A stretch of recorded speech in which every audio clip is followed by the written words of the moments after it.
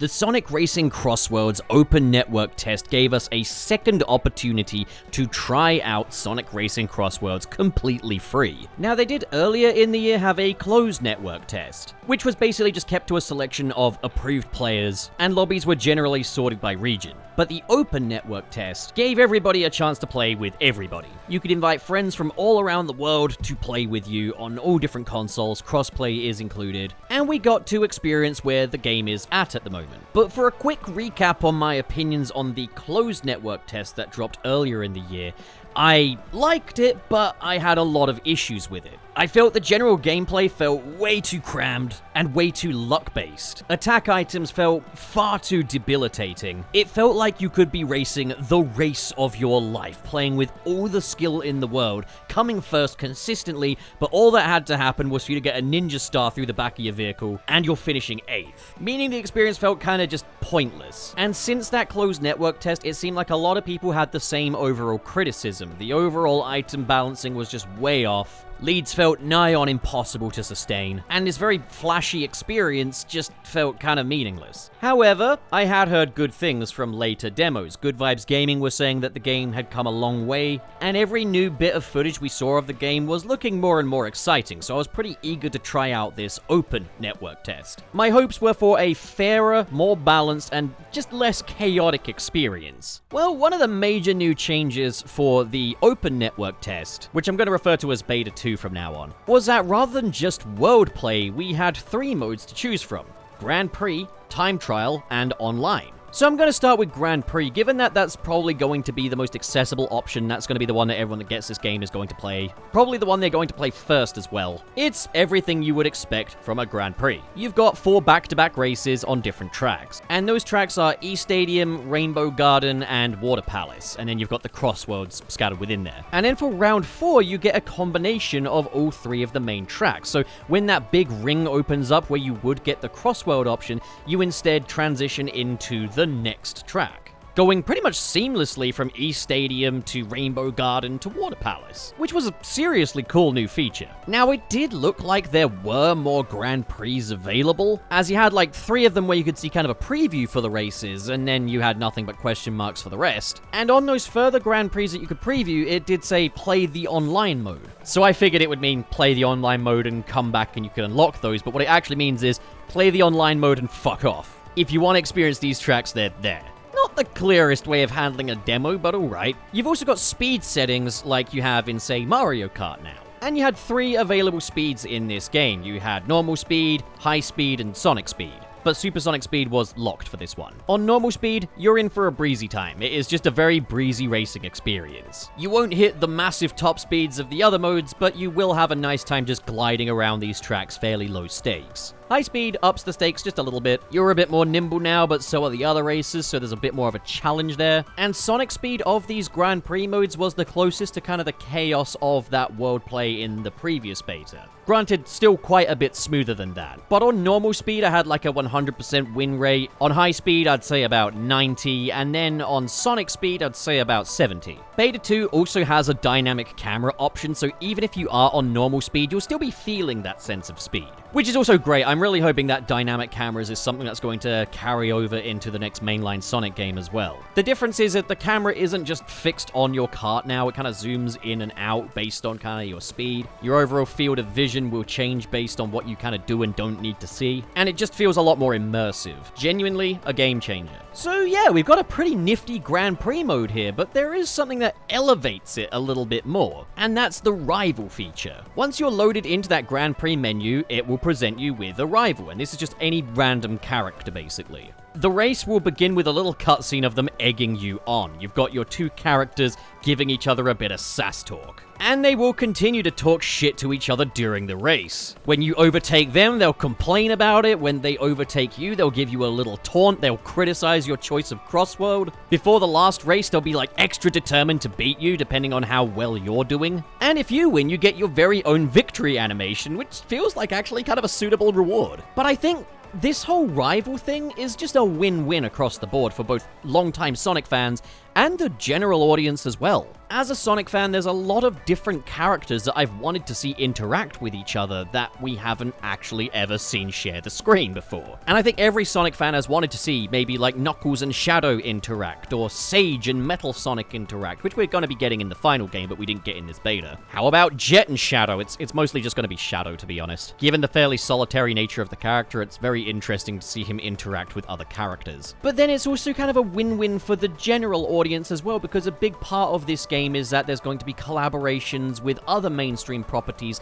like SpongeBob SquarePants, Minecraft, just a lot of Nickelodeon stuff, Pac-Man, and they're going to be drawn to this game and be presented with all of these characters and how they interact with each other. And I think while the extended cast, characters, story, and all that have been lambasted over the years, especially like throughout the 2000s, this has always been the part that has gotten people obsessed with Sonic, in ways that other, and in some cases more consistent quality platforming franchises don't. Like, you won't see, like, a Mario fan as dependent on the world of Mario as you do a Sonic fan with the Sonic franchise. People go nuts over these games because they just have really good characters, and it's great to see them finally leaning on that and treating that as something to introduce new players with. The tracks are also very unapologetically Sega and Sonic as well, so I think newcomers coming to this game based on, like, the DLC collaborations are going to be very impressed by all of the Sonic that's on display here. As you play and replay the Grand Prix as well, you're also offered a choice between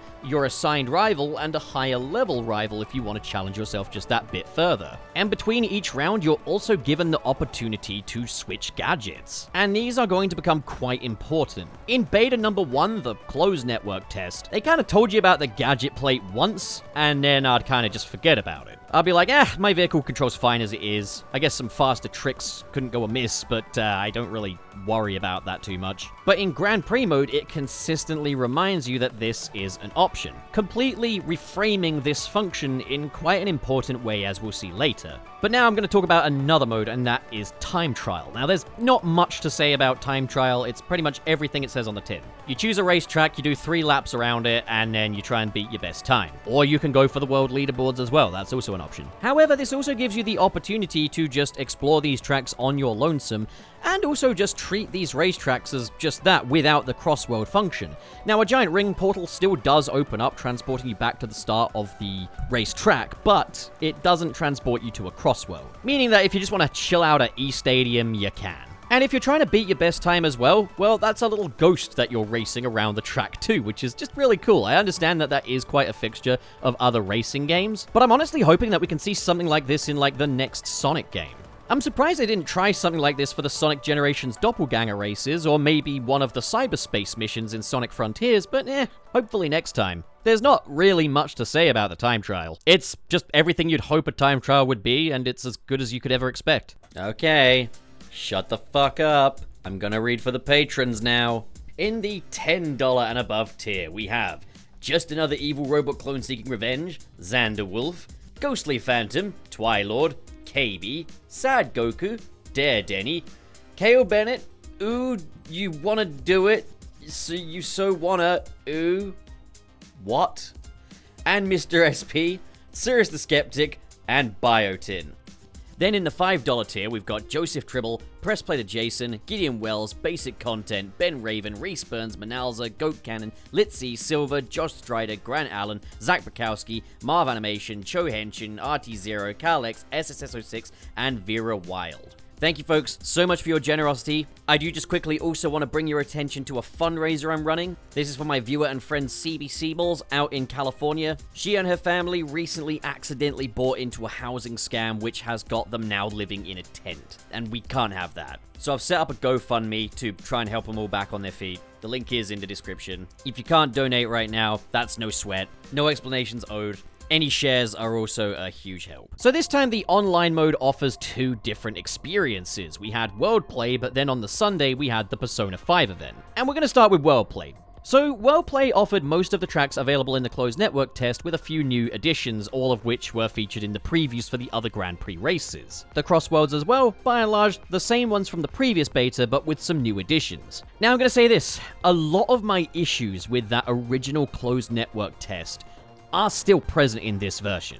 Tracks are tight, gameplay is chaotic, leads are fickle. It is still a really tough experience, which I don't think is going to be for everyone. However, just pairing this trial experience with the Grand Prix, which is an incredibly fair, well-balanced mode, immediately reframes the world play. This is a free-for-all, it's all against all. It is naturally a more chaotic experience. My biggest concern with that first closed network test was that this was going to be indicative of the entire gameplay experience, and now we know that that isn't the case. So whatever worldplay wants to throw at me is immediately going to be significantly less egregious. However, we're also only going to see more benefits come from the reframing of that Grand Prix mode, and it's not like some of my criticisms weren't actually addressed, just not in ways you'd necessarily expect. There have been some item balancing tweaks. There's less of the shurikens, there's a bit less of the monster trucks, they're still in there but they're a bit rarer now. You'll mainly get these depending on where you're at in the race. So if you're falling behind, you'll probably get more of the monster trucks. If you're kind of in the middle, you'll get more of the shurikens. But they're not popping out constantly this time. I will say though that between that shuriken and the big weight that just drops on you and flattens you, these two attacks do the same thing. I don't think we need both. They keep the emotions running high by showing you this thing is coming at you, and there's really nothing you can do about it unless you have a defense item. This could be the little circle slash ability, or the white wisp can boost you out of the way, but it is largely luck-based again because you have to hope that you get these power-ups. I think it would be good if there were just a way to defend yourself without these. Maybe rather than a touch of a button, you have to do a really good boost from a drift or something, I don't know. And yeah, if you're hit by these, your car still chugs. Recovery times are vicious. But again, this is where Grand Prix mode has done a lot for the experience. I was far more drawn to the gadget system this time than I was in that closed network test, and there have been some valuable additions to that gadget play. One of which is quick recovery. It's an expensive gadget hogging up a lot of your gadget plate, but it's a seriously valuable one to have. Recovery isn't instantaneous, but it's a bit more in line with what it was in previous Sonic kart races. But this is where a new gameplay loop started to emerge, as I'd race, consider what my weaknesses were, and reconfigure my gadget loadout based on that, even exploring more character and vehicle options until I found a winning formula.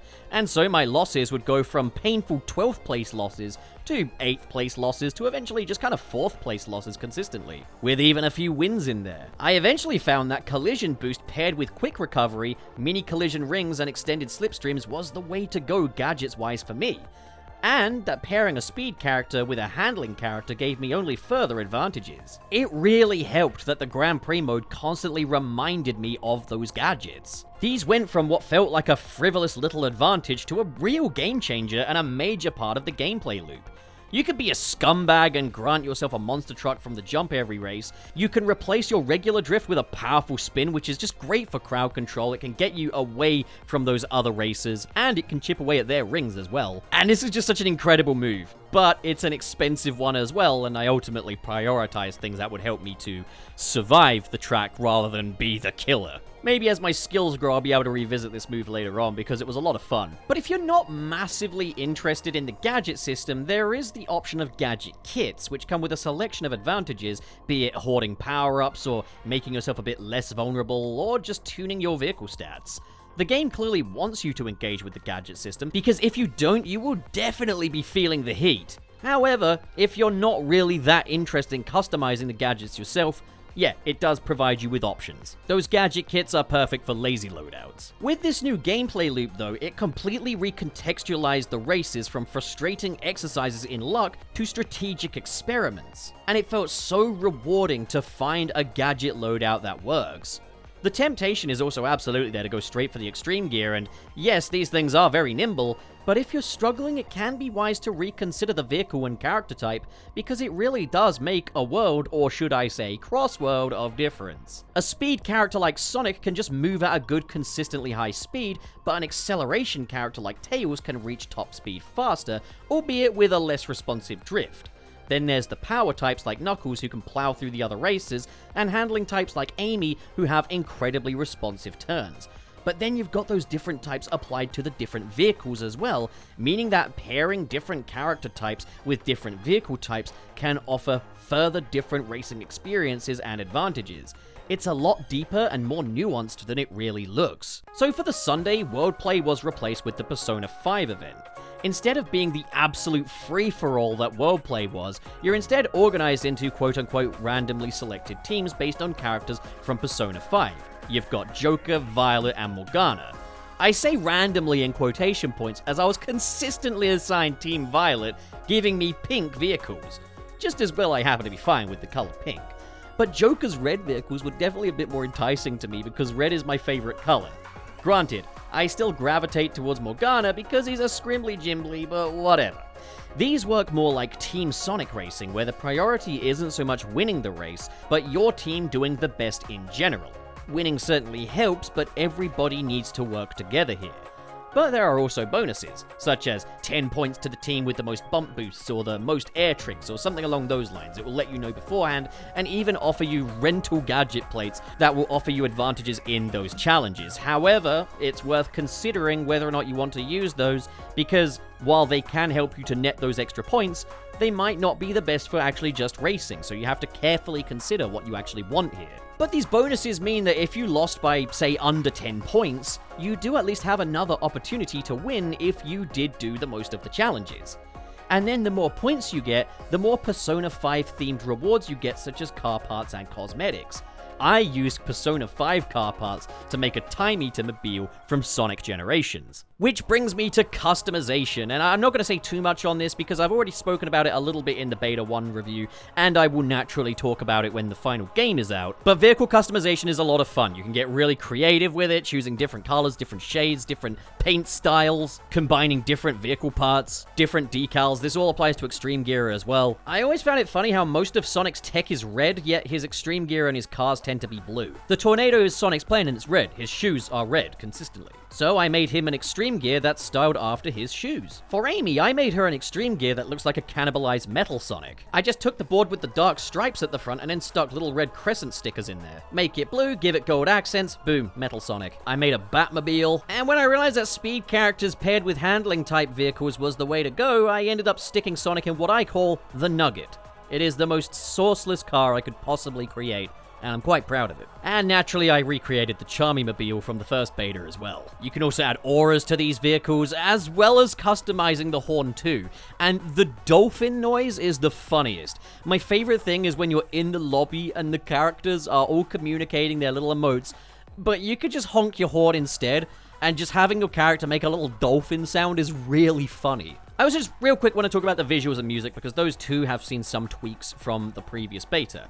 There's a lot less bloom on the screen, which is great, thank you. Sonic no longer shines like a porcelain doll under certain lighting circumstances, and the music has been amped up a little bit as well. I do actually have another video on the way dedicated to the music of Sonic Racing Crossworlds, and how I was completely wrong about it, because this soundtrack is awesome. I did find, though, I did need to turn the music up in the options, because the sound mix as it isn't great. You can also change things like the language options as well, which I initially switched to Japanese just so I could play as Dr. Eggman without thinking about foreskins, but then I just kind of remembered how much I love Sonic X and just left it on that mode. I think the English voice cast and voice director all do a fine job and get way more flack than they really deserve. But I can't lie, it just feels right in Japanese. No, I don't understand what they're saying, I like the voices they've got. Well, that actually kind of wraps things up for this one. Sonic Racing Crossworlds is open network test, beta number 2. Definitely demonstrates that sometimes just reframing things can go a really long way. Having Grand Prix in there definitely helps with the incredibly high intensity of the world play. But the gameplay loop with the gadget system is also really engaging. I loved playing this with friends and jumping into other people's streams. I made new friends through this game. It's really addictive, and I'm gonna miss this thing until the game's actually out. So I gotta say, they're onto something really special with this one. This is a really fun game. I'm so excited for the actual release. I cannot wait.